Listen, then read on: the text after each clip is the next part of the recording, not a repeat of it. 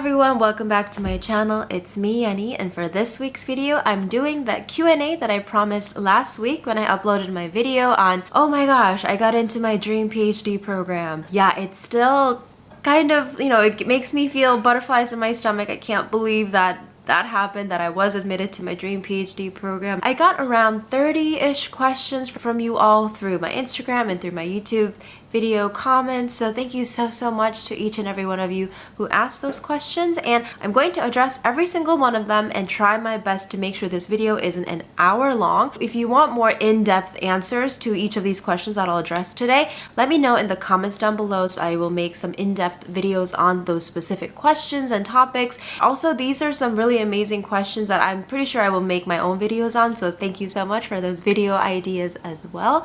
And with all that said, since I foresee this to be a long video, let's get straight into it. But first things first, if this is your first time on my channel, hi, my name is Yeonni and I'm a mental health professional. I make videos here on my YouTube channel on weekends about mental health, social work, social justice, psychology career advice, life advice, really whatever I feel like making on the weekends after a long week of work. YouTube is a super fun hobby for me, so check out my channel, and if you like what you see, please make sure to subscribe. That would be awesome if you could join my small corner of the internet. And with that said, I promise now we'll get into the video. First question is from Channel Surf Cinema, and they asked, would you ever write a book? If so, what would it be about? I've actually always wanted to write a book. I think my life so far, I've had to do a lot of my own research and get to places on my own, not as a testament to the way I was raised or whatever, just happened that way. And I feel like I've become quite a resourceful person. So with that in mind, it's always such a joy for me to be able to share or impart any knowledge or wisdom that I've gathered myself and to be able to help people out. So it'd be cool to create that kind of a book where it's really for like a younger generation of people, to try to inspire them, motivate them, just fill them with like I said, inspiration, motivation, but also, kind of tangible, resourceful things. So I don't know. It'd be fun to write a book like that. Who knows? It is on my bucket list. So thank you so much for your question. Brighter Days Wellness asks, what do you plan on doing exactly with your PhD? My goal is to do 3 things for sure. One, I was about to flip you off there. 1 is to become a researcher. 2 is to become a psychologist, clinician, someone who provides counseling and therapy in the communities. And 3 is to continue being an advocate and become a stronger advocate in the mental health field. And I want to do those 3 things in the realm of the theme of multicultural counseling by creating space for other people of color, specifically for other Asian Americans who want to be in the mental health field. I can only speak on my own culture, but I know that as an Asian American, there's a lot of existing negative stigma and intergenerational misunderstanding about psychology and mental health, the topics of them, but also obtaining help for our mental health concerns. So I'm here because I want to walk the walk of my talk the talk that I've been doing, where representation matters. And there have been so many times where I've been interning at a clinic, or I've been working at a clinic, or even in classroom settings where I felt like I was not, my people were not represented as much as they should have been. And I can even go even more niche, Korean American mental health clinicians. I would love there to be more Korean American representation in the mental health field. So I've joined it so I can represent, and so that other people who are interested in joining can see that they too are welcome to come in. And oh, I forgot, I also would like to teach. I've always been excited at the prospect of becoming a professor, so getting a PhD will open up that door for me, because once again, that kind of, I guess, ties in with the advocate aspect. I want to represent and create space and be a Korean American professor who is teaching psychology, so that other Korean American students can see me and feel like they are represented and they can come to me with any help for advice, and I would love to play that mentor role. So yes, so lots of exciting things. Gabrielle Cassell asks, are you getting your PhD or PsyD? I'll be getting my PhD. I applied to a total of 11 programs and only 1 was a PsyD program. There's a lot of interesting conversations about the PsyD, and then that's just too much for me to go into in this specific video. The Sun in My Eyes asks, will you be moving back to New York City? I will be. So that's one of the things that I'm trying to figure out right now, where obviously my partner and I, we have to figure out how we're going to do do long distance again, which is going to be really, really difficult. We have done long distance in the past before we were married for about a year, and that could definitely be another video topic where I can delve into the realities of a long distance relationship and how we're going to try to deal with that the best we can.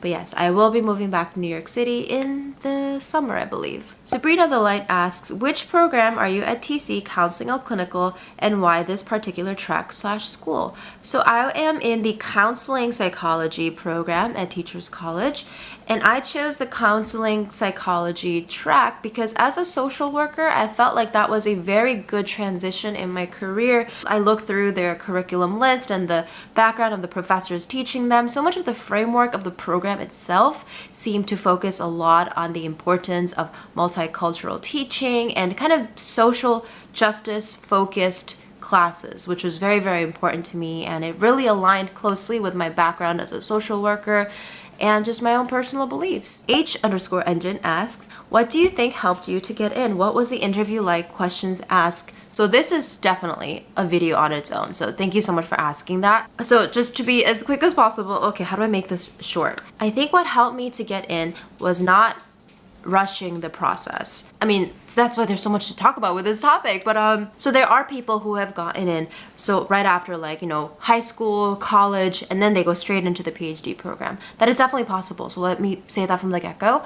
But I just felt like I'd be more comfortable after I spent more time building up my application. So for me personally, after I got my bachelor's in psychology, I went in to get my master's degree in social work, so my master's degree there. Then I worked for a total of 4 years? Like 3.5, 4 years. 3 as a social worker, so doing clinical work, and then like 1.5 years as a researcher full-time. So I believe that really helped me to get in my first cycle round because I didn't apply yet. Like I waited before I applied for my first time. I wanted to feel 150%, 200% confident in my application. So I built up my clinical experience, I built up my research experience, I tried to work in the field as much as possible before I went back to school. So I think that helped me. What was the interview like? Questions asked. The interview was so nerve-wracking. I was so nervous. I think it's just because I spent so many years preparing for this process and I was actually doing it. So it was just like, oh my God, I felt like so much was riding on these interviews, and I just felt like I got really lucky where the professors, well, I don't want to say lucky, but then again, luck does have a huge part to do with this process. I just reminded myself that no matter how prepared I am, luck does play a part. Like, what is your applicant pool like? What are like the stats of the other applicants who are interested in your program, in that specific professor that you want to work with? And I think that helped me to rationalize and not take things so personally, because trust me, you start questioning your sense of worth in this process, and you shouldn't. No one should have to question their sense of worth over a process like this, but it's just so competitive that it felt that way. But anyway, interview was really, really hard where there's just a lot going on in my head. Questions asked, I'll have to address that in a future video. I'll go more in depth with it, obviously, but some questions asked were like, you know, why the transition? Specifically for me, were like, why do you want to do this after you've been a social worker? You know, like, what do you think you could gain from this? Do you realize this is more research oriented because you've only done clinical work? Also, like, you know, obviously typical things like, you know, what are your strengths? What are your weaknesses? What are some clinical experiences that have come up where you've handled it well, or you feel like you handled it well? So questions like that. Christine Chang asked, what kind of research experience do you have? Number of publications, presentations, etc.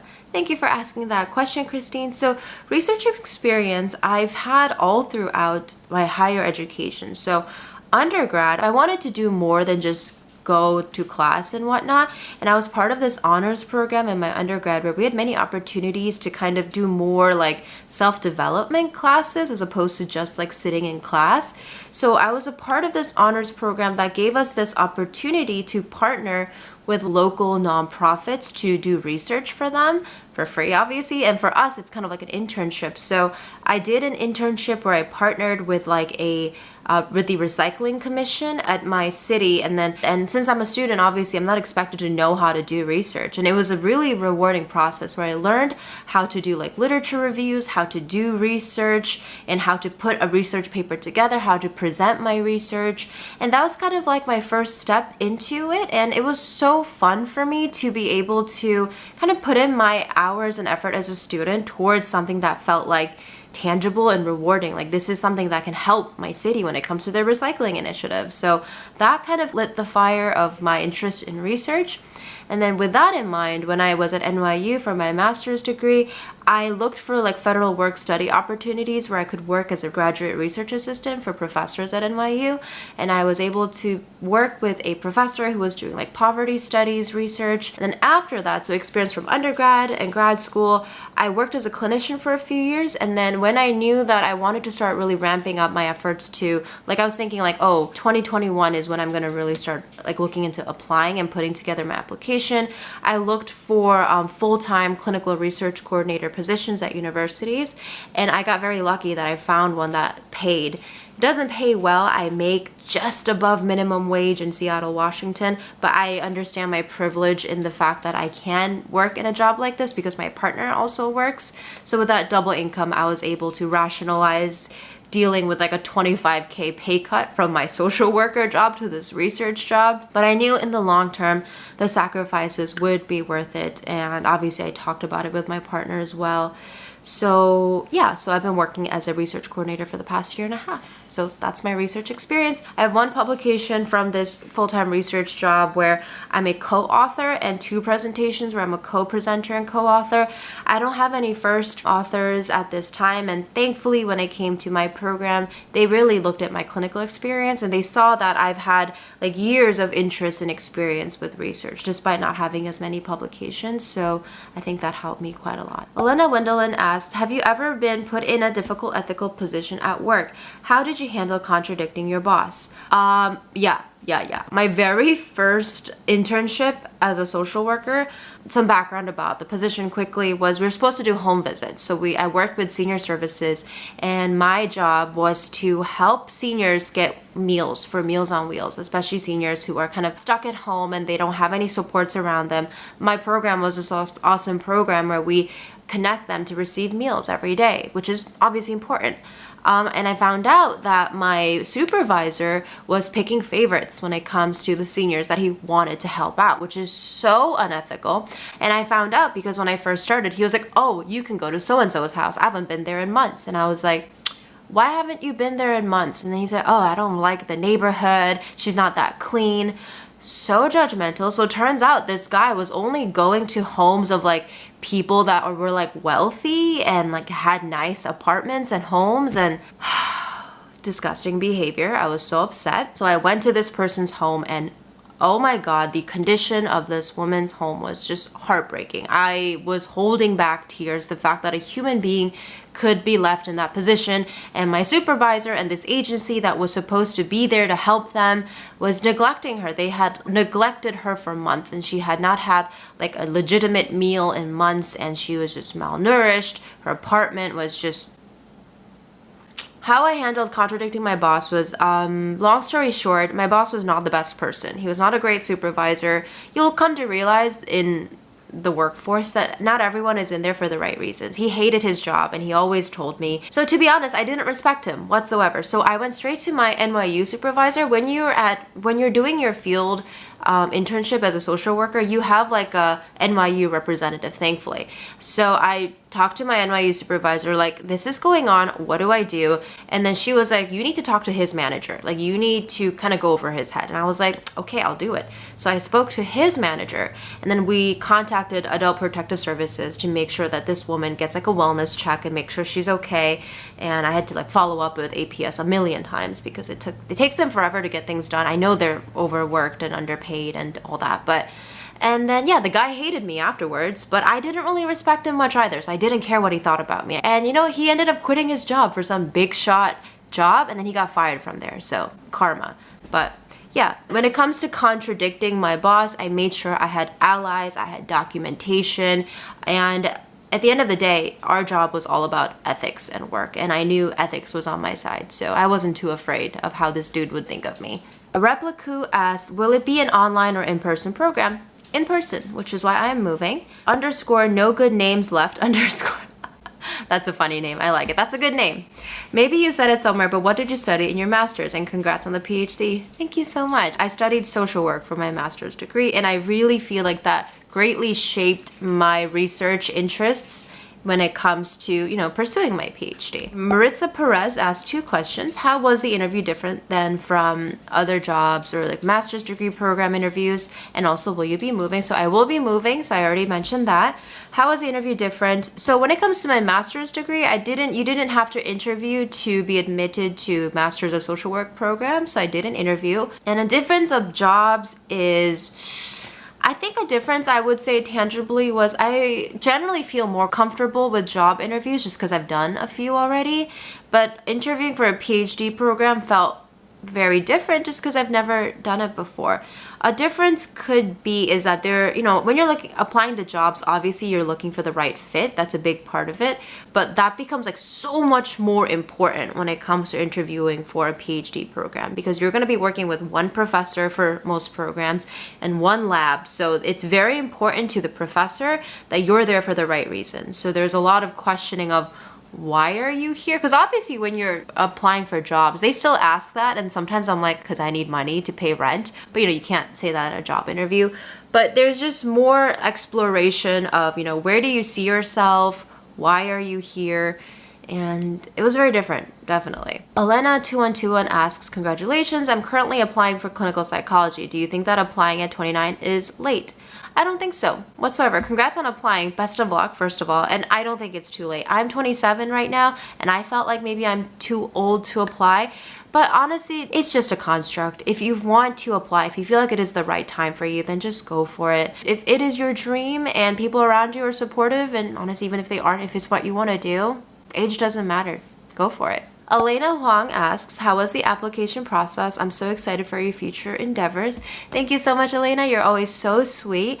Application process was tough. I am currently working on putting together everything I did. I think I did the right thing because I got in my first cycle, because I didn't want to make the video if I didn't get in, because what if I'm not giving the right information to y'all? But I got in, right? So I'm putting together a video of everything that I did, hopefully correctly, to get to this point. So there was a lot of meticulous planning to put the application together, and also realizing I couldn't rush the application, and it was very stressful. So I will work on that video for you, Elena, I promise. So thank you so much for your question. Natalie Postel asks, any tips on standing out as an applicant? I currently work in clinical research, but what other things can I do to prepare? Love your videos, by the way. Thank you so much, Natalie. I appreciate that. I think perhaps what made me stand out as an applicant, which this is feedback I got from professors that I interviewed with, was that I was very passionate. Obviously, I would like to think most people who apply for PhD programs are passionate about the work that they're doing, or else why would they commit to 6 more years of school, right? I just really was nervous about the interviews because when I'm passionate, like you guys, if you've been on my channel, you know me. I talk with my hands. I get very animated. My face shows all of my emotions. So I was actually practicing on how to kind of be subdued during interviews because I wanted to be taken seriously, and that, I was afraid that all of like my passion would come off as like too much. But actually, looking back, I think that is what, even getting feedback from the professor that, that admitted me into his lab at Columbia, they always said that they appreciated my passion and that I stood out because I was not afraid to, I know it's cliche, but to be myself. I was myself all throughout the interviews, and especially during COVID days, things might change in the future, but during this COVID era, everything was online through Zoom. So whether if it was me interacting with like someone from admissions helping me to get into Zoom rooms, or just interacting with other candidates, I just tried to be nice. I tried to be myself. I was so excited to be there. Like, it was so mind-blowing that people wanted to, talk to me. And I know it's like a privilege to get interviews for your first round. Many people have been in this process for years and haven't gotten any interviews. So understanding that, I just tried to like live it up. You need like that foundation of like the research, clinical skills, of course, but also on top of it, you need to bring you into the process. Be the person that you are, show them the cool person that you are. And I think that helped me quite a lot. So best of luck. Artsy_Van Gogh asks, how does it feel to be moving back to New York? Are you worried that a lot of things might have changed since the last time you lived there? Yeah. I am nervous, especially with COVID and the anti-Asian hate crimes happening. I'm nervous, but you can't live in fear all the time. I have to live my life. So just living my life, trying to thrive while being cautious is how I'm taking it. Asa Cribel _ asks, how can I be more creative during group supervision? I go blank. I'm wondering if you mean like group therapy, or like do you mean group supervision with fellow clinicians? So I'm not entirely sure what you mean. Okay, camera just died, which means this video is getting too long. But when I was running groups, I tried my best to think of what could my clients need or want at this time in the scope of the group that I was running. Sorry, let me get the blind. Is that better? Okay, all right. So if I'm doing like a creative writing group, we would write about what's going on in the world and kind of listening into the chit chat that you hear from clients in the waiting rooms. What are they dealing with? What are things that they want to talk about? And I try to just bring it back to their lives, because a lot of the times it's hard to do that because the groups that we run or the agency that we work for, they want us to do certain things and doesn't give the clinician much room to be creative. But if there is, room for creativity, since that's what you're asking, really think about what are your clients concerned with? What do they want to deal with? I hope that answered your question. R.Hawk asked, I always wonder one thing. They say psychiatrists are one of the highest paying jobs in USA. Why on earth you're not becoming one? Well, yeah, psychiatrists do get paid quite a lot. I know that too. They also go through medical school, which I didn't want to go through medical school to do the work that I wanted to do. Also, I never really came into this field wanting to make a ton of money. I feel like if I wanted to, I would have gone into a different field. That's some of the reasons why I don't want to become a psychiatrist. Also, psychiatrists do a lot of handing out of medications for people struggling with mental illness, and I didn't really see myself doing that. Some people want to help people that way. I wanted to help people through counseling, one-on-one talking, relational therapy, CBT, DBT. That is how I want to help people. So it just wasn't the right job for me, especially if I'm not trying to make hella money in this field. So Miami GG Wilson asks, what is the difference between master's in counseling and master's in clinical psychology? Does the clinical psych route involve more research? I don't know. I'm sure there are programs that have masters of clinical psychology. I just know about like masters in counseling programs. If you're really asking more of like what's the difference between like clinical and counseling programs, it really depends so much on each school and each school psychology department. But I know that clinical psych does have deeper roots when it comes to the history of psychology education. Counseling psych is more new. Counseling psych tends to focus more on like social, psychological issues, while clinical psych might be more like severe mental illness focused. So those are some differences. Some people do say that the clinical psych route does involve more research. I wouldn't know. And I think that what I realized kind of being on this journey with you guys, here's like some tea, is that people they compare a lot in mental health field. I don't know why, because I feel like people come into this field for the right reasons, or I hope so. But then I remember like when I was a social worker and I was working with clients, like psychiatrists would treat me terribly because they're like, oh, you're just a social worker. And I'm like, I think I'm doing a better job than you when it comes to advocating for the client. Or when I was even looking into applying to counseling psych programs, I had people who are clinical psychologists being like, oh, clinical psychology is the real psychology. And I'm like, what are you talking about? Like, what is this kind of, also even like PhD versus PsyD. There's like people looking down on you and they think their route is the best route. It's like, bro, like there's no room for that. We're all just trying to do our part and like help people. Stop. Anyway, hope that helped to some extent. My visual diary asks, are you moving back to New York City or is it going to be a remote program? I am moving back. It'll be in person, which I'm really excited for. Long Gone asks, I'm in my last semester getting my BA in psychology. I'm wondering what should I start planning for and expecting if I plan on trying to obtain my master's in counseling. I did not get my master's in counseling. I got it in social work. I believe for master's in counseling programs, you'll need to take the GRE as a part of your application packet. And also just start preparing on like the why. Like, why do you want to be in a master's in counseling program as opposed to like an MSW or as opposed to like a different program? Really think on the why, prepare for your GRE, and then, look into programs that you might want to be in. And like a lot of programs have like their mission statement. So I like to read their mission statement. I like to look into the faculty and see which professors are doing what work. And also I like to look at their curriculum. What type of classes will you be taking? Are they interesting to you? So do some research into programs and before you commit, because, it's more school, which means more loans potentially. So it's a financial and time investment. Caroline asks, congrats, Yeonni. I'd love to hear how you've decided to go from social work to counseling psychology and what the differences are. Yeah, of course. So long story short, I've always wanted to get a PhD in psychology because I felt like it would open up a lot of doors for me when it comes to doing more research on certain mental health topics that I'm very interested in, and also, treating certain clients that I want to treat, being an advocate for mental health wellness in the field. And also I've always wanted to become a professor and teach, so having a PhD would help me to get that career in academia. So yeah, I knew that I wanted to be a counseling psychologist with a social work, social justice background, and it feels so cool to have come this far and achieve that, and I am on the process of achieving it. So Mitch asks, how do you keep motivated to continue working towards your degree? How did you decide on what you wanted to do? What obstacles did you find were hard to overcome, and what advice do you have for overcoming this roadblock? What are some tips that you have, actionable tips to try to get in the mindset to go back to a graduate degree and really just dig in and do the work? They're struggling a lot with self-worth and motivation and does not know how to get themselves back into their passion. So yeah, I totally feel that. I felt that way many times before. Something that keeps me motivated to continue working towards my degree was just kind of remembering, like, why am I in this route on the first place? That helped me a lot, like the why, the why. And also when you say, you don't know how to get back into your passions change too. I had to do a lot of self-reflecting and like existential questioning where, am I still passionate about this like I was when I started on this journey?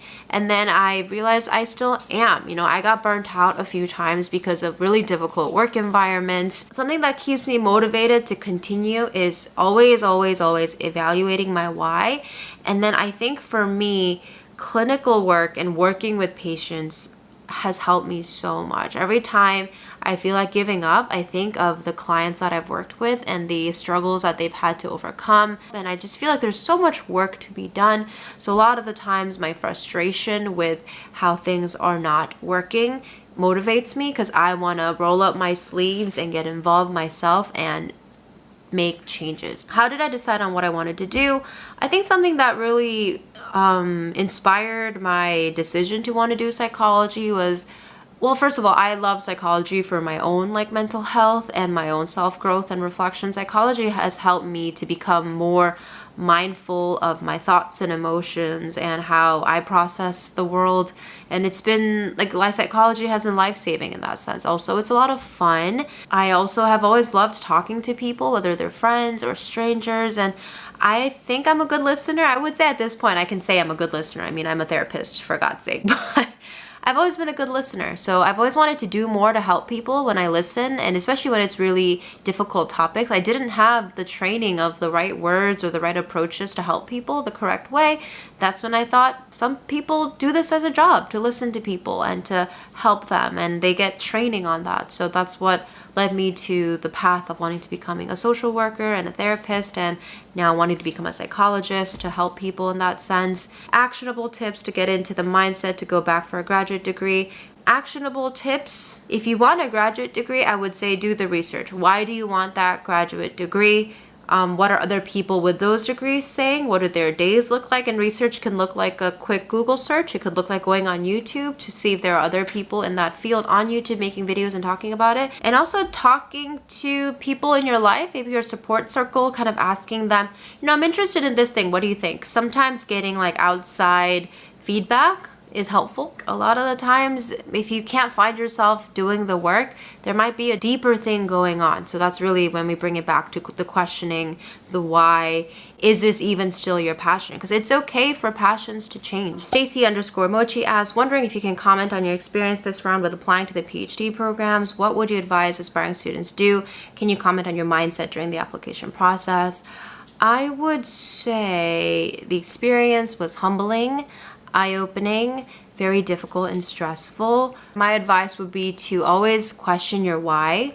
Why do you want to do this? Do you think it's for the right reasons? My mindset was, I really believe that I am doing this for the right reasons, and I've really, put in the work, years of work and preparation for this application. I didn't just throw it together last minute. I've been running towards this goal for years, and I'm going to throw it all out there and really hope for the best. My camera is mad at me because this video is getting too long. We're almost done. Zuhal Hashimi asks, this person wants to do research, get their PhD in counseling psych, and they have a license and degree in marriage and family therapy. How did you connect your social work with counseling psych?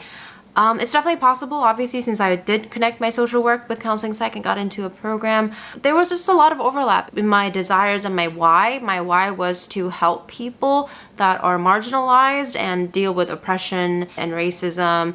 And so that is what got me into social work. That's the work I did as a social worker. And I kind of, framed it as, and I want to continue doing this work because I realized I could do more work. I could do more work on myself as a provider to better support the people that I want to support. So that's kind of how I framed it, kind of like that self-development where I can work on myself more to better help the people in the community. So I hope that helps.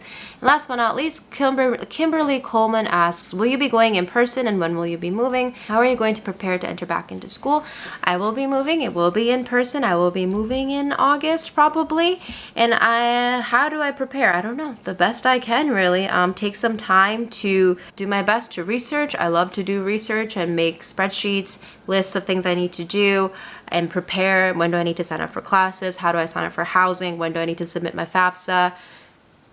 Chip away at it one step at a time, which is all I've been doing my life, and thankfully it's worked out so far. So that's what I'll be doing. All right, that's it for this Q&A. Oh my goodness. I knew it'd be long, but dang, it was really long. I hope you found this helpful. Yeah, I knew I wouldn't be able to just give one-liner responses and move on. I mean, who am I? So I hope you found this video helpful. If you asked a question, even if you didn't ask a question and you've been able to watch through this video, thank you so much for doing that. I hope this video was helpful in any way. I will do more of these Q&As throughout my experience being in a PhD program. With all that said, thank you so much for watching this video. If you did enjoy it, please give it a thumbs up. I worked really hard to get through, and it's going to be interesting to edit all of this. Thank you so much for all of your kind words and support about this life update. I'm excited, but you get that at this point. Sounds like you're excited, which is awesome. And yeah, I hope you're taking care of yourselves emotionally, physically, mentally, in all of those important ways. And I will see you in the very next video. Bye!